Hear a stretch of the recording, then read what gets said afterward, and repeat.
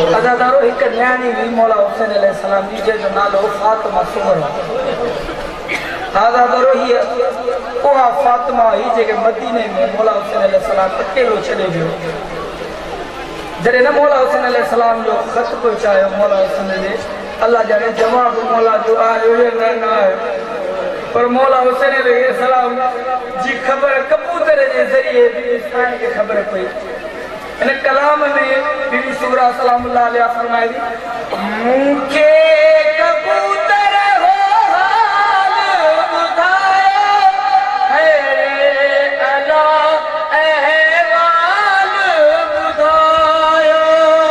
मुखे कबूतर हो हाल बुधायो है अला अहवाल बुधायो। बीबी अकबर के बीबी अकबर के बीबी अकबर जो बीबी अकबर जो आए करबल में आए करबल में हाल कहरो बिछो हाल कहरो बिछो आए कहरो बिछो।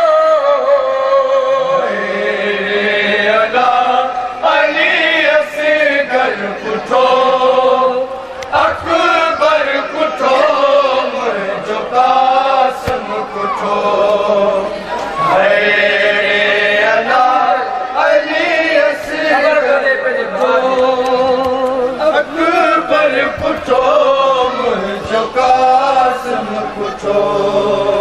करबल जो मैदान रते सासी गारो प्यासो हो असगर न पानी पियारो। करबल जो मैदान रत सासिगारो प्यासो हो असगर न पानी पियारो। बीबी असगर के बीबी असगर के पानी घुरण लगो। पानी घुरण लगो। बीबी असगर तुझो बीबी असगर तुझो पानी घुरण लगो। पानी घुरण लगो। कदे हुरी मल जो अरे हुरी बल जो तीर हैरो लगो। मेरे अला अली असगर पुठो अकबर पुठो मुंहिंजो कासिम पुठो है अला अली असगर पुठो अकबर पुठो मुंहिंजो कासिम पुठो। प्यासी सकीना हुई पानी न आयो चाचो वे दरिया मोती न आयो।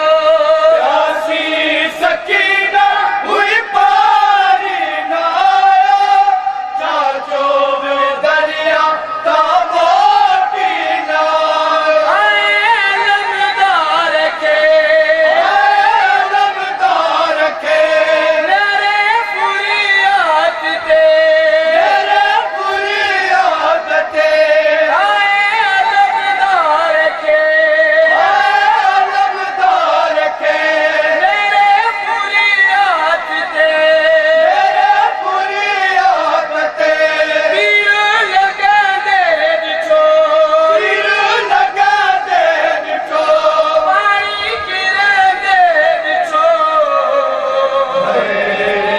अला अली असगर पुठो अकबर पुठो मुंहिंजो कासिम पुठो।